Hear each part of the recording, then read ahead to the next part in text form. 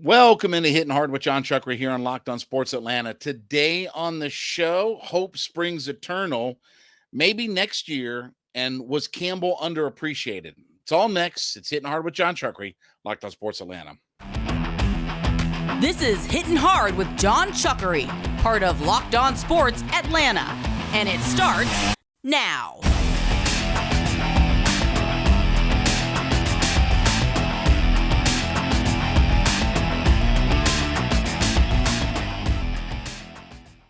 Hitting Hard is part of the Locked On Podcast Network, your team every day. We ask you to subscribe or follow for free on YouTube or wherever you listen to your podcast. You can get the latest episodes of Hitting Hard as soon as they become available. Also, check us out on the SiriusXM app and give me a follow on my personal Twitter page at JMCH316. So the Falcons are officially back, right? Today was the first day of practice for the new 2023 season. And listen, hope springs eternal, right? So fans will be able to go up tomorrow, starting tomorrow. We'll be broadcasting from the radio station up there tomorrow. And again, it's football season.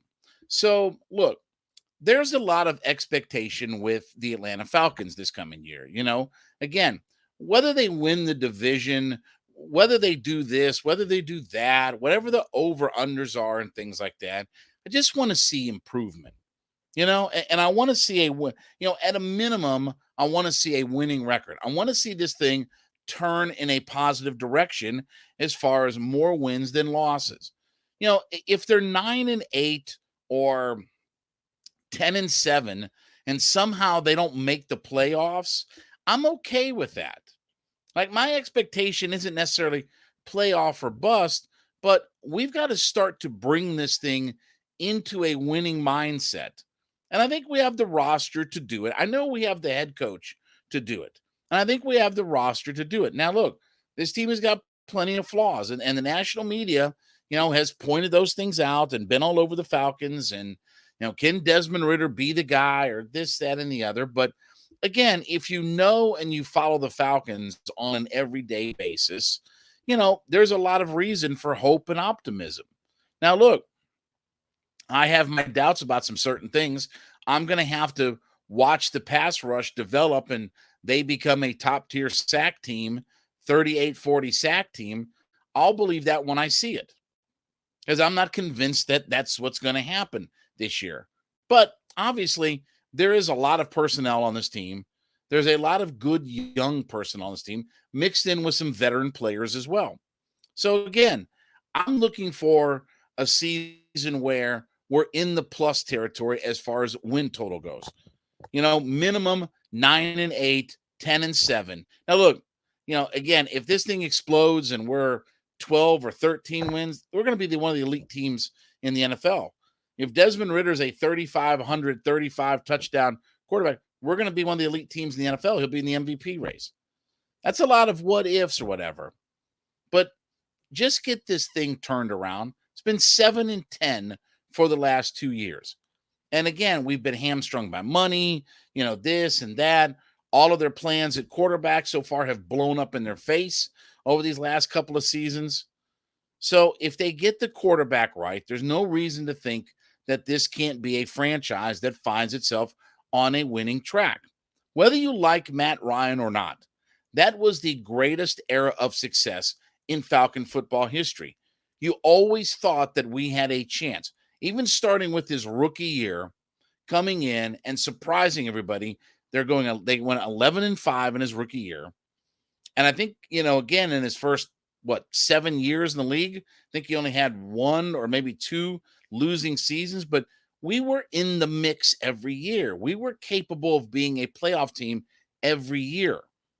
And right now, these first couple of years under Arthur haven't felt like that. I'm not blaming Arthur for that, but it's been a situation where we felt like we haven't had the roster available to us. We haven't had the pieces in place. We haven't had the personnel to be able to get this thing up over the hump. Now, for the first time, there seems to be some light at the end of the tunnel that, okay, we can see some of this road ahead of us, and we're playing a last place schedule. We're playing a lot of not very good teams and teams that have lots of question marks. Our division isn't very good. So there are a lot of things that line up for the Atlanta Falcons that this year. There are a lot of things that line up. I mean, again, I don't know at the end of the day if it's going to be the easiest schedule. I don't know at the end of the day after 17 weeks if this division is really as bad as what we think. I don't know all those things. There's a lot of unknowns that come along with it. But at least get me over 500. At least get me to 9-8, 10-7, and I'll feel better. Even if it means that there's not a playoff scenario where, again, whatever team balls out in the division and we don't find a way to get into the playoffs. Like I said, I'll be okay with that. I want to see growth. I want to see this thing turn in a winning direction because, again, the entire NFL is about you can be last one year, first the next year. We see it all the time. The Jacksonville Jaguars were a dreadful team a couple of years ago with Urban Meyer starting out as their head coach, and then they won their division last year. So, again, I want to see the growth in this team. I want to see growth in our young players. And look, if we're going to get to, the 9-8, 10-7, God forbid, 11-6, type of numbers, we're going to have our young personnel step up. That's the guys we've drafted high. That's, again, Pitts is 4, London's 8, Bijan's 8. Terrell is, 20, I think it was what it was. We have high draft capital invested in this team to where now it's got to pay off. And I don't expect everything to come together in one season. But there has to be, again, like I'll take Kyle Pitts. And again, I know people think I rail on him, but again, at some point, this is year, 3, 4, whatever. At some point, it's got to meet expectations, right? There can't be expectations that don't get lived up to.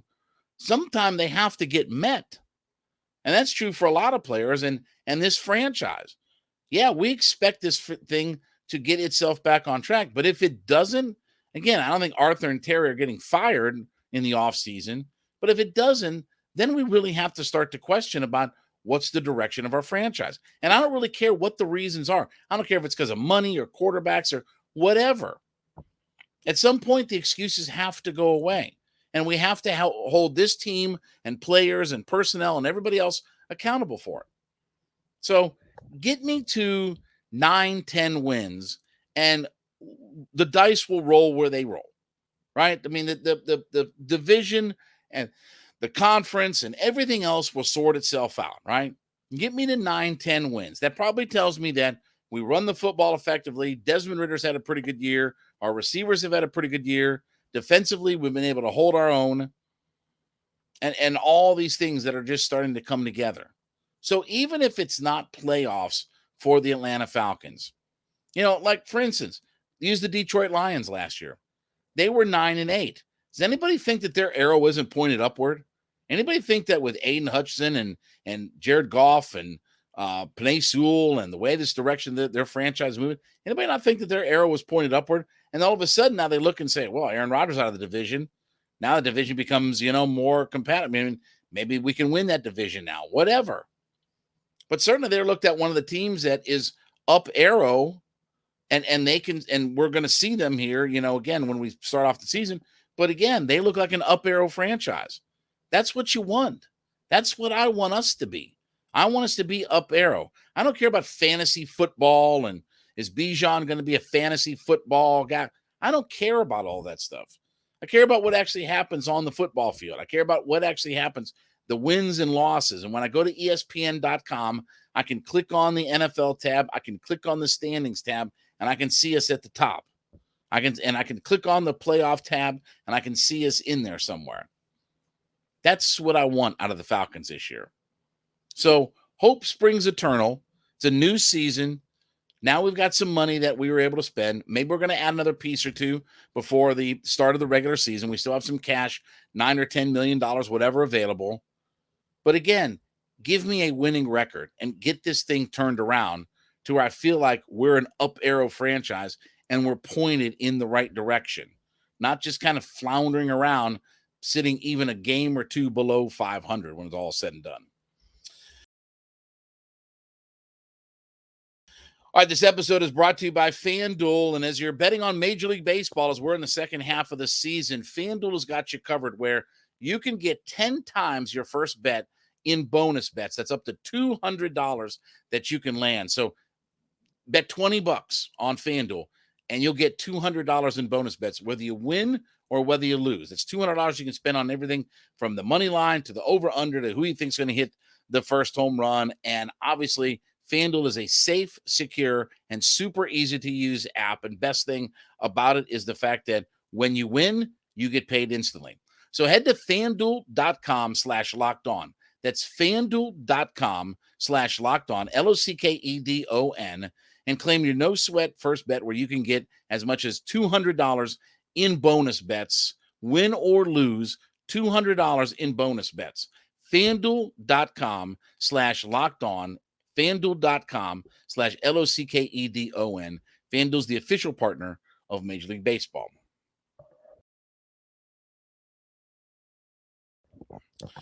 So close but no cigar, right? And maybe next year, okay? So we saw that Pro Football Focus had their top 50 players in the NFL, and it was disheartening to see no Falcons on that list. Every other team was represented. Even the bad teams were represented on the list, but no Falcons were on the list. And we've invested so much capital into the Pitts and the Londons and, all these guys that we have. There's certainly got to be somebody on the Falcons that could have broken through that top 50. Lindstrom's obviously, one of the best interior offensive linemen in the NFL. Maybe he got jobbed.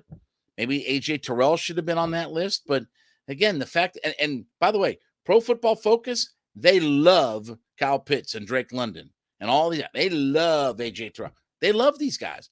It isn't like it's a bias that sometimes creeps into. Pro Football Focus really likes these guys. So they put out their latest article where they're talking about 10 rookies and second-year players who could make the list in 2024. And Sam Monson was the guy who put together the top 50 list, but he has as the number one guy on his list as far as rookies or second-year players who can make the list potentially next year. He's got running back Bijan Robinson. Here's what he says about Robinson. Quote, by far the best rookie candidate to make this list. Robinson entered the draft hailed as one of the best running back prospects to come along in years, perhaps as far back as Adrian Peterson in 2007. He went to the run-heaviest team in football in Atlanta. So expectation should be that he contends for the rushing crown right out of the gate. Now, I don't know about all of that, but okay. If Robinson can achieve that and potentially showcase some of the skills in the passing game, it will be difficult not to buy into that hype and keep him off the list. So I understand. Okay, so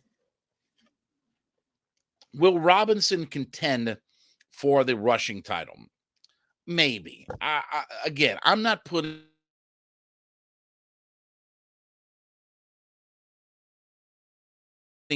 that expectation on Bijan Robinson. And look, Arthur Smith and the Falcons rookies and stuff like that, they don't want to have those kinds of expectations. Just again, they work their rookies in sort of slow, right? We saw Algier, who ran for 1,000 yards, but he only had 7 starts. We saw Richie Grant only play about 20% of the snaps in his rookie year. Again, Ebiketie only had 1 start. That's the guy we're counting on to start off the edge and go get 10 sacks for us. And he made 1 start last year. And it wasn't like he had, Lawrence Taylor or, somebody like that in front of him. He had a bunch of vagabonds in front of him, right?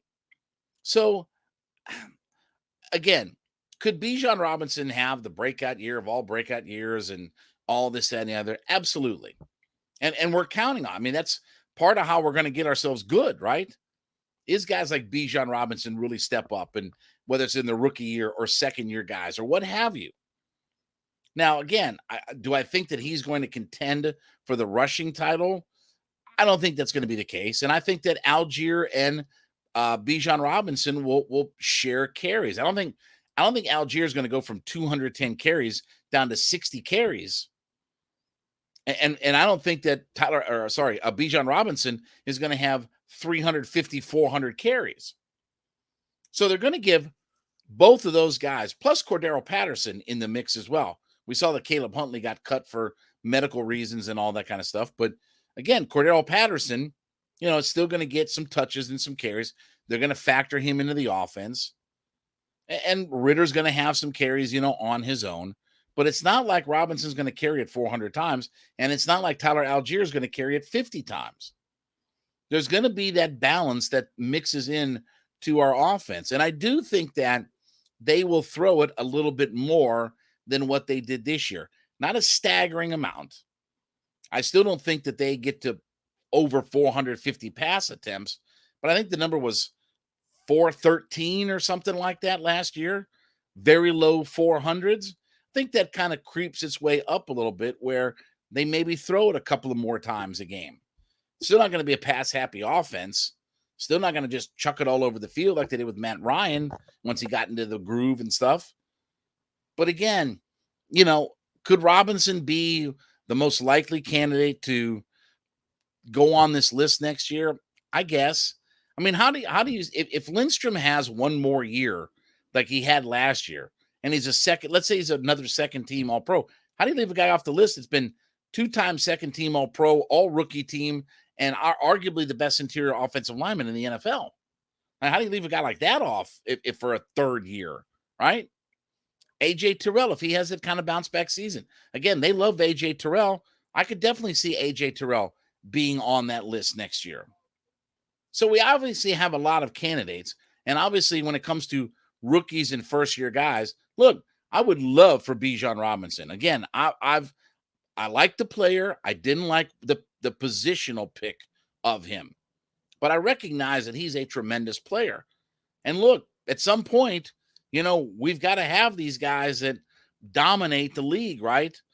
And unfortunately, I'd love it to be pass rush, but if we drafted tight ends and running backs and wide receivers, okay, then I got to have them dominate on the offensive side of the football. So again, could Bijan Robinson be the breakout rookie of the season? And he's already, I think, the odds favorite to win offensive rookie of the year. Absolutely. I mean, again, I hope for all of that. We're not going to get good if guys like Bijan Robinson are just kind of Midland players. We're not going to get good if Drake London and Kyle Pitts are just kind of Midland kind of guys.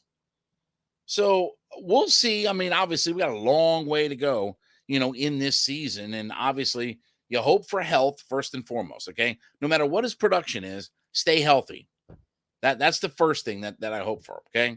And then we'll evaluate what his production is and how good he is and whether he catches the football a lot, whether he runs the football, whatever. We'll evaluate it then. I don't necessarily agree with some of Pro Football Focus's ideas about, well, they can contend for the rushing down. Okay. Again, that's a correlation that I understand, but if you know the Falcons, you know that he's going to break down carries for everybody. Again, it's not like Bijan Robinson is going to tote the rock 400 times in this offense. It'll be divided among other people and stuff like that. They'll be run heavy, and they probably will be, again, the only team in the league that called more run plays than pass plays like they were last year. But I don't necessarily know how that would translate into Bijan Robinson having a massive workload. They work their rookies in. They'll balance them out. They make sure that they don't hit that sort of rookie wall that rookies hit in all sports. But again, I'm hoping that Bijan Robinson is a candidate because at some point we have to have top 50 level players. At some point, we have to have guys that are on the top 50 if we're going to have a successful franchise. Who do you think dominates the list? The Cincinnatis and the Kansas Cities and the Eagles okay, where are those teams at? Oh, they're at the elite level. Oh, okay. Maybe that correlates to if I have elite level talent, maybe that converts into we get have one of the elite level teams and pick up a whole bunch of wins. So I'm hopeful for Robinson. Let's see what happens. But certainly I would love to see him on a list like this next year. All right, as you go in and make Hittin' Hard your first listen, be sure to go on whatever podcast platform that you're listening on and leave us a comment in the section that you are an everyday listener to the program. So we like to call them our everydayers. And we do thank you so much for being a part of our community and being a part of the show every single day. So let us know that you're an everydayer, as we like to call them, that you listen in to the show 5 days a week.